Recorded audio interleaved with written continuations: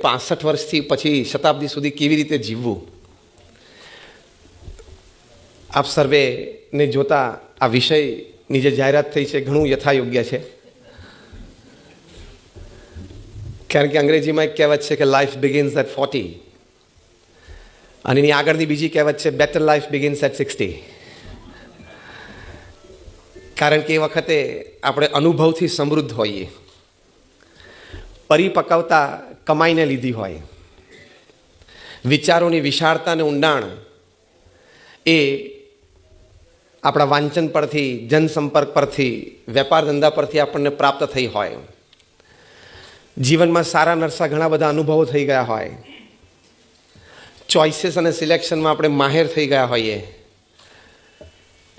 લાંબા સમયના મિત્રો કોણ છે અને ટૂંકા સમયના અને સ્વાર્થી કોણ છે એની સારી ઓળખ થઈ ગઈ હોય.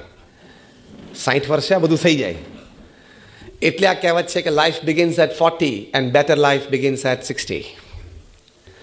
કારણ કે ખૂબ સુંદર વિવેક એ વખતે પ્રાપ્ત થઈ ગયો હોય, બંને રીતે, લૌકિક રીતે યોગ્ય અયોગ્યનો વિવેક પ્રાપ્ત થઈ ગયો હોય, અને સેવા અને અધ્યાત્મના માર્ગે ચાલ્યા હોય તો આત્મા અને અનાત્માનો વિવેક પણ પ્રાપ્ત થઈ ગયો હોય. એટલે આ બંને વિવેકથી જીવન વધારે બહેતરીન બને છે. એટલે બેટર લાઈફ બિગિન્સ એટ 60. એટલે 60 થી 100 વર્ષની ઉંમરમાં કેવી રીતે જીવવું એ ખૂબ અગત્યની વાત છે. કારણ કે if you learn and live it, you enjoy it. If you don't learn and don't live it, you create a disaster of your life. Disaster શું? કે વખતે મને કોઈ સાંભળતું નથી, મને કોઈ ધ્યાન આપતું નથી, મારી કોઈને કદર નથી, પરિવારમાં કોઈ મને સાચવતું નથી, હવે મને કોઈ માન આપતું નથી, પ્રસંગે મને યાદ કરતા નથી, હું કંઈક ચીજ માંગું તો 2-4 દિવસે આપે છે, દીકરાને તો ભાવના હોય છે પણ દીકરાની ખાલી જગ્યા, તમને બધાને સારી રીતે ખબર છે, એની ભાવના નથી. આવી બધી ઘણી ફરિયાદો હોય છે. C, basically you have only 2 choices. At 60 or 65, you have only 2 choices. First, leave complaining. પહેલી ચોઈસ શું છે? ફરિયાદ કરતા કરતા જીવવું, જે મેં ફરિયાદો બધી વર્ણવીએ. And second choice is accept the reality and live peacefully.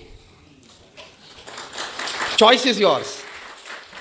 60-65 વર્ષે વ્યક્તિ પાસે આ બે જ ચોઈસ છે. કાં તો ફરિયાદ કરતા કરતા જીવવું, કારણ કે આ ઉંમરે તમે ફરિયાદ કરી શકો એવી રોજિંદા ઘટના બનવાની. કે મારી 1 વાગે ડૉક્ટરની અપોઇન્ટમેન્ટ હતી અને દીકરાની વહુએ કીધું હતું કે આપણે 12:30 નીકળશું, 20 મિનિટનો રસ્તો છે, આ 1:05 થઈને હજી એ કીટી પાર્ટીમાંથી આવી નથી. એટલે you have a choice to complain. અને તમે સાચા છો, ખોટા છો એવું નથી કહેતો, પણ આ એક માર્ગ છે. અને બીજો માર્ગ શું છે?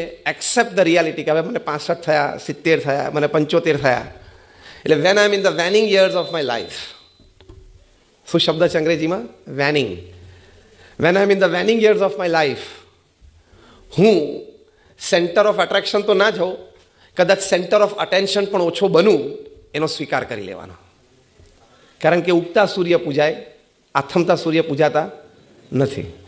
આથમતા સૂર્યના ખાલી ફોટા પડે સનસેટના, એનું પૂજન ના થાય. એમ 65 પછી, દિનેશભાઈ વાત બરોબર છે? એમ 65 પછી આવા લાઈફ ટાઈમ અચીવમેન્ટ કે કંઈક મળે એટલે સ્ટેજ ઉપર ફોટા પડે ખાલી, બીજું કંઈ થાય નહીં. અને ઉગતા સૂર્ય હોય એને અંજલિ આપે, સૂર્ય નમસ્કાર થાય, પૂજન થાય. એમાં યંગ એજમાં છે you are wanted. In young age you are wanted. હું એમ નથી કહેતો કે ઓલ્ડ એજમાં you are not wanted, but you are less wanted. તમારી જરૂર નથી એવું નથી, તમારી જરૂર તો છે. કારણ કે દીકરાની વહુને 3 દિવસ એ લોકોના ફ્રેન્ડ સર્કલ સાથે ફરવા જવું હોય તો તમને બેબી સિટિંગનો જોબ તો આપવી પડે ને. એટલે in old age it's not like you are not wanted, you are less wanted but wanted. એટલે આથમતા સૂર્ય કોઈ દિવસ પૂજાય નહીં, એ સ્વીકારી લેવાનું. એટલે મારે પ્રથમ વાત જે આ વિષય છે કે 65 વર્ષથી 100 વર્ષની ઉંમરમાં કેવી રીતે જીવવું, એમાં પ્રથમ શબ્દ છે સ્વીકાર. એક્સેપ્ટ કે યુ આર 65. જે કહેવત છે ને અંગ્રેજીમાં કે age is just a number, એ મોટિવેશન માટે છે, કાર્યરત રહેવા માટે છે. 65 વર્ષે પણ એક સારી પ્રવૃત્તિમાં જોડાવા માટે છે. એટલે વાત ખોટી નથી, પણ સામે આ પણ એક વાસ્તવિકતા છે, સ્વીકાર કરી લેવાનો કે મારી ઉંમર 65 વર્ષની થઈ હવે ફેમિલી બિઝનેસની દોર દીકરાના હાથમાં આવી ગઈ છે, કારણ કે હું ડે ટુ ડે ઓપરેશન્સમાં રોજ સવારે 9થી સાંજે 6 નથી જઈ શકતો. 65 વર્ષે 70 વર્ષે સવારે 9થી સાંજે 6 ન અનુકૂળતા આવે. એ પુરુષે સ્વીકારી લેવાનું, અને ઘરમાં સ્ત્રી હોય એને 65 વર્ષની ઉંમર થાય ત્યારે સ્વીકારી લેવાનું કે હવે દીકરાની વહુ છે એ ઘરનો વ્યવહાર બધો સંભાળશે. તમને 8 વાગે ચા મળે એટલે ધન ભાગ ધન ઘડી. પછી પરચેસ ક્યાંથી થાય છે, શાકભાજી ક્યાંથી આવે છે, કરિયાણું ક્યાંથી આવે છે, એમાં માથાકૂટ કરી તો ચા 8 વાગે નહીં મળે. હું બહુ પ્રેક્ટિકલ અને રિયાલિટી બોલું છું, અને જે હસીને તાલીઓ પાડે છે એ અનુભવમાંથી કંઈક થોડાક પસાર થયા હશે. એટલે સ્વીકાર કરી લેવાનો કે હા, મારી ઉંમર 60-65 વર્ષની છે, હવે હું વડીલ છું અથવા વૃદ્ધ છું. If you identify your role according to your age in your family, you can live with dignity. તમારા પરિવારમાં અને તમારા સમાજમાં તમારી ઉંમર પ્રમાણે તમે તમારો રોલ આઈડેન્ટિફાય કરી શકો તો તમે ગૌરવપૂર્ણ જીવન 65 પછી પણ જીવી શકો છો, વિથ ફૂલ રિસ્પેક્ટ્સ. તમને તમારી મર્યાદા ખબર પડી જોઈએ કે હવે 65 વર્ષે મારી ફિઝિકલ મર્યાદાઓ થોડી ઓછી છે. સમજીએ 30, 35, 40 વર્ષની વ્યક્તિ છે એટલી તો એનર્જી ના જ હોય ને શરીરમાં.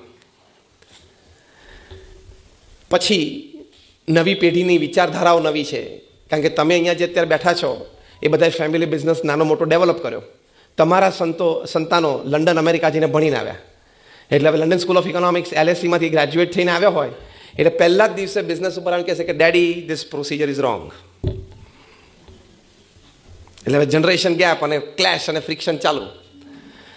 2 મહિના થશે એટલે કહેશે પપ્પા આ માણસની જરૂર જ નથી, આ માણસ અને આ માણસ બરોબર છે, આ જે સર્કિટ છે ને એમાં આ માણસની જરૂરત નથી. એટલે તમે કહેશો કે બેટા આ તો મારી સાથે ધંધો શરૂ થયો ને ત્યારથી 30 વર્ષથી છે, એટલે આ તો પ્રોફેશનલ ટ્રેનિંગ છે છોકરાઓની. કે ડેડી ઓકે 30 વર્ષથી છે, ફાઇન, આપણે એમને કંઈક સારી ગિફ્ટ આપીને હવે રવાના કરીએ, એમની જરૂર નથી આપણે. કારણ કે મને LSEમાં શીખવાડ્યું છે મિનિમમ ગવર્મેન્ટ મેક્સિમમ ગવર્નન્સ. એટલે એ ત્યાં ક્લેશ થશે. એ વખતે તમારે બ્લેન્ડિંગથી ચાલતા શીખવી જવું પડશે, બ્લેન્ડિંગથી ચાલતા શીખવું પડશે. નહીં શીખો તો એક દિવસ બોલશે કે ડેડી ડિસાઇડ, તમારે નક્કી કરવાનું છે કે મારે નક્કી કરવાનું છે. We have to be very clear. એ ન બતાવે એ પહેલાં તમે સ્વીકારી લો. એટલે ટૂંકમાં એડવાઇઝરી રોલમાં આવી જવું, એડવાઇઝરી રોલ. અને એડવાઇઝરી રોલમાં પણ 5 પાંડવો હતા, એમાં સહદેવ હતા.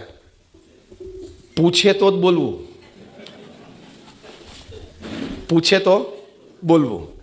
આ બધી સ્વીકાર, acceptance of your age, acceptance of the role at that age is important.